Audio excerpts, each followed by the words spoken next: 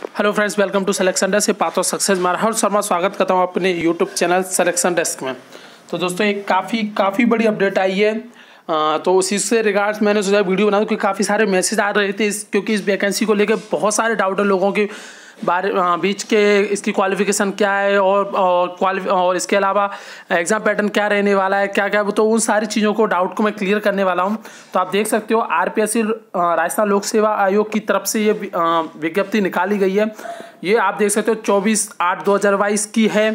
तो इसी पे आपको पता है लगभग 3 वैकेंसी अलग अलग पोस्ट के नाम से निकाली गई हैं। एक है सहायक अभियंता यानी कि असिस्टेंट इंजीनियर, जिसे हम लोकल भाषा में एईएन बोलते हैं, उसकी वैकेंसी जो सिर्फ और सिर्फ सिविल की है। यानी कि अगर आपने सिर्फ सिविल से कर रखा है, अब ये पता चला डिग्री डिप्लोमा, वो मैं नीचे क्वालिफिकेशन को बता दूंगा, पर ये सिर्फ और सिर्फ आपकी सिविल वालों के लिए। इसमें आप देख सकते हो टोटल नंबर ऑफ वैकेंसी 41 है। फिर आप UR ST SC OBC CWS उसके अकॉर्डिंग सब अलग अलग सेपरेट कर दी गई हैं। वो आप इजिली आपको इस नोटिफिकेशन को देख सकते हो। अगली जो वैकेंसी वो राजस्व अधिकारी ग्रेड सेकंड, यानी कि जिसे हम लोकल भाषा में RO की वैकेंसी बोलते हैं, वो वैकेंसी है 14। अगली जो वैकेंसी है वो है हमारी अधिशासी अधिकारी वर्ग, इसको हम EO पोस्ट के नाम से बोलते हैं। जैसे जनरल लैंग्वेज में आप जब जाते हो इन ऑफिसों में तो EO नाम से उसको बोलते हैं। तो ये नंबर ऑफ वैकेंसी 60 थी। और इसमें भी आप देखते हो general ST SC OBC MBC सबका अलग अलग सेपरेशन कर दिया गया है। तो ये वैकेंसी आई नो कि वैकेंसी थोड़ी सी कम है क्योंकि आप जानते हो थोड़ी अच्छी अच्छी ग्रेड पे वाली जो पोस्ट होती हैं, जो बोलते हैं हम शाही नौकरी टाइप की होती हैं, उनमें वैकेंसी और अदर वैकेंसी की तरह से नहीं निकलती कि 14,000 15,000 5,000 10,000 ऐसे नहीं निकलती। आपको पता है क्योंकि काफ़ी अच्छी पोस्ट होती हैं और फिर आपको पता है इनके अंडर जो बाकी का जो स्टाफ है वो काम करता है, तो वैकेंसी थोड़ी लिमिटेड ही लेवल पे निकलती है। अब इसमें जो आपका डाउट था ये तो आपको पता चल गया। एक तो ये चल रहा था कि एईएन में कौन कौन कर सकते हैं अप्लाई, तो इसमें सिर्फ और सिर्फ सिविल वाले ही अप्लाई कर सकते हैं। अगर आपने सिविल है, आपने सिविल से कर रखी है डिग्री, फिर बोल रहा हूँ डिग्री, डिप्लोमा नॉट अलाउ। आगे इसमें जो आपके काम की चीज़ है, जैसे ये सब आपको पता है कितने से ये मतलब कहाँ से पात्र होगा, कौन होगा, ये हमारे काम की चीज़ भी नहीं है।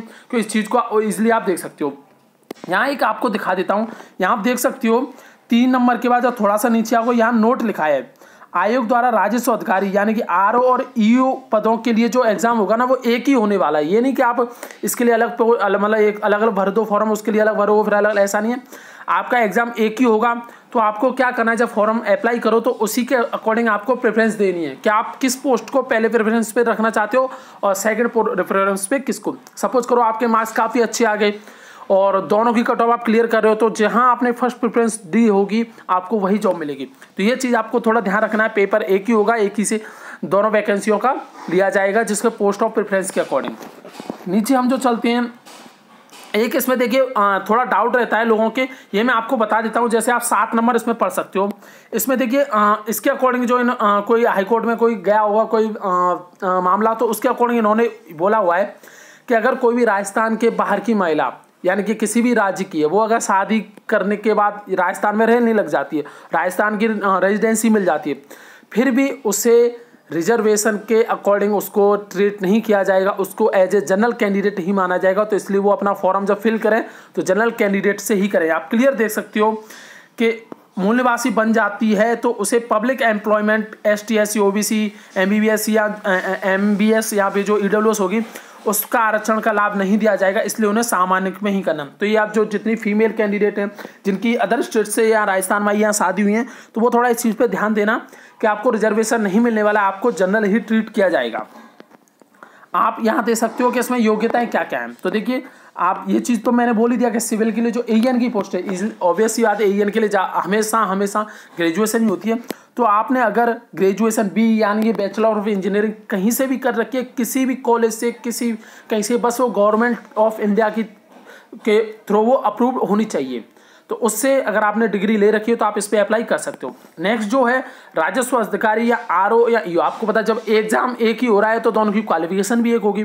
तो इसके लिए बोला गया है कि graduation in any discipline from university established by law in India, यानी कि आपने ग्रेजुएशन कर रखी है किसी भी यूनिवर्सिटी में जो कि गवर्नमेंट के रूल के और लॉ, यहाँ एक दिक्कत आ रही है बाय लॉ इन इंडिया।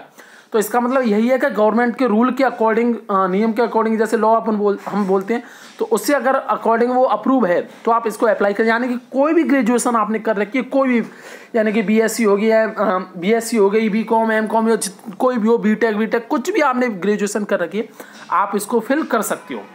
और इसमें एक चीज़ लिखा हुआ है कि फर्स्ट क्रम संख्या फर्स्ट चूज है, यानी कि आपको देवनागरी हिंदी का नॉलेज आना चाहिए, बोलने में आनी चाहिए। तो ये ऑब्वियस सी बात है, हम राजस्थान के रहने वाले हैं तो इतना तो सभी को आता ही है। अब इसमें अगली चीज़ आप देख सकते हो वेतन, क्योंकि भाई मैंने बोला ना, शाही नौकरी काफ़ी अच्छी बड़ी जॉब है ये, क्योंकि इसमें ग्रेड पे बहुत ज़्यादा अच्छा है। आप देख सकते हो जो आपकी सिविल है उसका ग्रेड पे है 5400, यानी कि एईएन का जो ग्रेड पे है ना वो 5400 है। तो आप समझ सकते हो कितना ज़्यादा है 5400, मतलब मायने रखता है इतना ग्रेड पे। अगला आप देख सकते हो आरओ हो गया, उसके अलावा ईओ हो गया।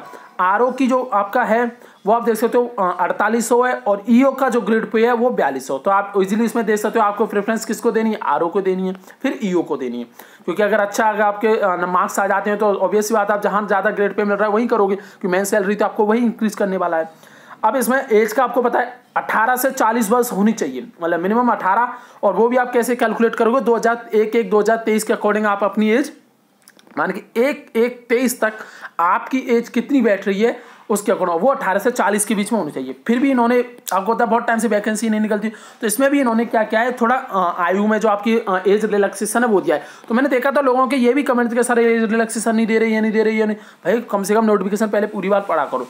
इसमें देखिए आप मतलब आप कोई भी कैंडिडेट है, मेल फीमेल कुछ, मतलब आप अगर मेल कैंडिडेट, पहले मेल का ही बताओ, एसटी एससी रिजर्वेशन, मतलब जो भी आप रिजर्व कैटेगरी में आते हो, यानी आपको रिजर्वेशन जिन कैटेगरी में मिलता है, एसटी एससी ईडब्ल्यूएस जितनी भी हैं, उनमें आपको 5 साल का दिया जाएगा अगर आप मेल हो। क्लियर बोल देता हूँ, यहाँ देखिए ईडब्ल्यूएस भी लिखा हुआ है, इकोनॉमिक वीकर सेक्शन ईडब्ल्यूएस, तो ये भी आपको देखना है 5 साल का आपको मिलने वाला है ईडब्ल्यूएस को भी। अगला जो फीमेल कैंडिडेट हैं वो सेम इसी कैटेगरी में, तो आपको पता है 5 साल तो उसको वैसे ही नॉर्मल मिलना है, मगर वो फीमेल है इसलिए उनको 5+ और हो जाता है, इसलिए उनको 10 साल का रिजर्वेशन मिलने वाला है। और फीमेल के लिए अगर वो जनरल कैटेगरी की है, यानी कि आप रिजर्व नहीं है, रिजर्वेशन वाली कैटेगरी की नहीं है, तब भी उनको 5 साल का दिया जाएगा। यानी कि फीमेल के लिए 5 साल जनरल की कैटेगरी से है, और रिजर्वेशन है तो 10 साल, और बाकी के लिए रिजर्व कैटेगरी से है, मेल कैंडिडेट की बोलते हैं तो 5 साल हो गया।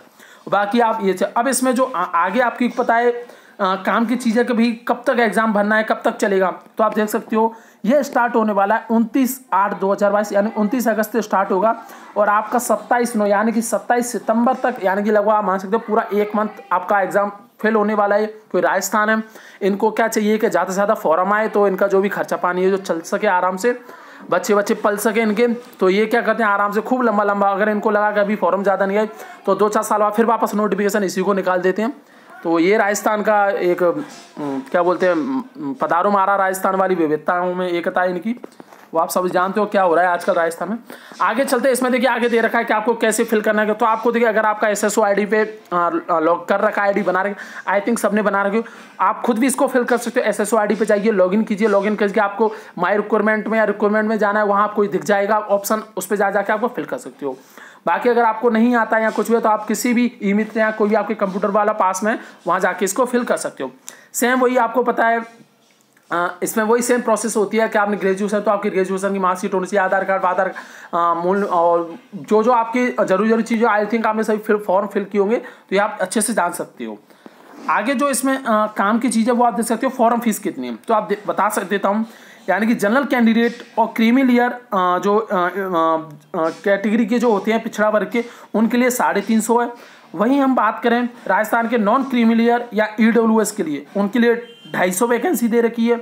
वही बात करते हैं हम जैसे कि ST SC जिनकी 2.5 लाख से कम है, उनकी 150 है, और TSP में जो एरिया है जैसे अनुसूचित जाति है 12 जिले, उनके भी 150 है। यानी कि EWS वाले कैंडिडेट और नॉन क्रीमी लेयर वालों का 250 है, बाकी जो सारे उनका 350 है, और ST SC जिनकी की 2.5 लाख से कम है वो 150 है। बाकी उनकी अगर आप बोलो ना ST SC वाली, तो उन सभी की आपकी जो क्या बोलते हैं फॉर्म फीस है वो लगभग आपकी 250 ही लगने वाली है, और वही से 12 या TS एरिया वाले उनकी 150। तो ये चीज़ क्लियर हो गया। अब जो मेन जो आपका सबसे काम का चीज़ है वो भाई सिलेबस क्या रहने वाला है, क्योंकि ये थोड़ा डाउट, आई थिंक ये वीडियो काफ़ी लंबा जा रहा है, तो इसका रीज़न भी आप सभी को पता है, काफ़ी बढ़िया जॉब है।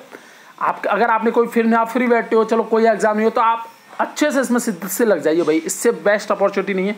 आई नो वैकेंसी काफ़ी कम है, पर भाई जॉब भी तो काफ़ी बढ़िया है, फिर आपको थोड़ा करना भी पड़ेगा मेहनत। आगे हम चलते हैं, जैसे आपके भाई क्या क्या पैटर्न रहने वाला है। तो सेम अगर आपने RMSSB JEN का एग्जाम दिया है कभी लाइफ में, बीटेक वाले, और आप बीटेक वाले हो, इंजीनियर सिविल ले रखा है, तो आप सभी ने एग्जाम दिया होगा नो डाउट। सेम वही रहने वाला है। 80 नंबर का आपका टेक्निकल का आएगा, वो डिग्री का आएगा। 40 नंबर राजस्थान जी की आएगी।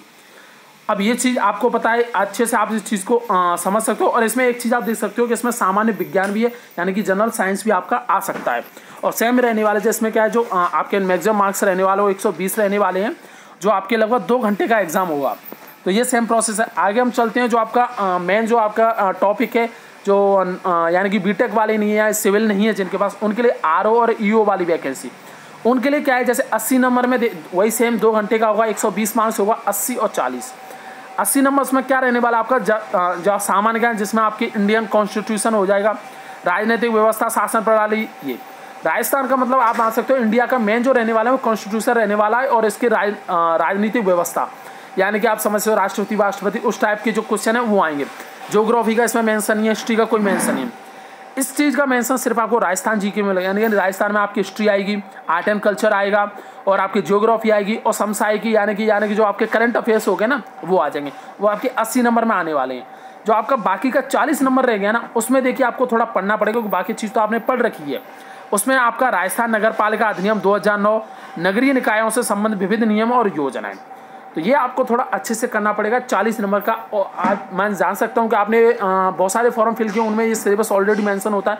नहीं हो तो आपको यूट्यूब चैनल बहुत सारे मिल जाएंगे, वहाँ से आप इजीली पढ़ सकते हो। आप देख सकते हो इसमें नेगेटिव मार्किंग दी जाएगी। एक गलत क्वेश्चन होने पे 1/3 होगा, यानी कि काफ़ी सोच समझ के आपको एग्ज़ाम देना है। वो अभी एग्ज़ाम डेट कब होगी, वो जैसे जैसे होगा आपको बता दिया जाएगा ऑफिशियल साइट पे। और वो आपको पता है एग्ज़ाम डेट राजस्थान में मतलब ऐसे होता है, आज निकाल दी कल चेंज होगी, कल निकाल दी परसों चेंज होगी, तो पता चलेगा कब एग्ज़ाम होता है। बाकी ये ओवरऑल जो नोटिफिकेशन था, नीचे आप देखोगे इसमें काफ़ी कुछ लगा है, वो हमारे काम का नहीं है। मैं जो काम का था, क्वालिफिकेशन क्या है, फॉर्म फीस क्या है, क्या क्या वैकेंसी है, किसके लिए वैकेंसी है, कौन कौन एलिजिबल है। अगला जो था सिलेबस का है, मेन था इसका सिलेबस का है, तो सिलेबस का भी मैंने अच्छे से आपको मेंशन कर दिया। और भी अगर आपके कोई डाउट हो तो मुझे नीचे कमेंट्स कर सकते हो, जहां मैं आपको और अच्छे से समझा सकता हूं। तो ये ओवरऑल वीडियो था, मैंने आपको बता दूं कि काफ़ी मैसेज आने लग गए थे मुझे, तो और मैं भी वैसे भी काफ़ी टाइम से आपके साथ बात भी नहीं हो पाई थी, कोई वैकेंसी नहीं थी, इसके लिए मैं लाइव भी नहीं आया था। तो ये ओवरऑल वीडियो था, मैंने आपको बता दूं, आई थिंक आपको हेल्पफुल रहेगा। जितने भी कैंडिडेट है जो अभी वो सोच रहे हैं कि यार कब आएगी, तो मेरी मान लो भाई, इस वैकेंसी में अच्छे से आप अच्छे से प्रिपरेशन में लग जाओ, क्योंकि काफ़ी बढ़िया जॉब है यार। आप ग्रेड पे देख सकते हो काफ़ी, तो इस ग्रेड पे के अकॉर्डिंग आप एस्टिमेशन लगा सकते हो सैलरी आपकी कितनी होगी।